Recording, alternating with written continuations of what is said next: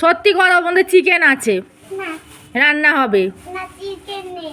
তাহলে কি আছে? আমার ফ্রেন্ডদেরকে ওই বলতেছি কি একটা বললো মা। ভুলে গেছিস?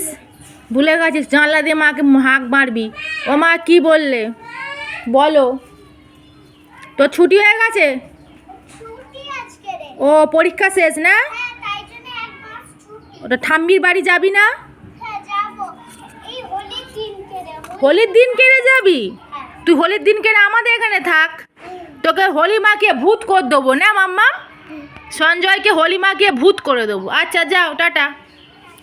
আমি ওই গ্রামে পড়ি। গ্রামে করবে? ও আমাদের শহরে করবে না?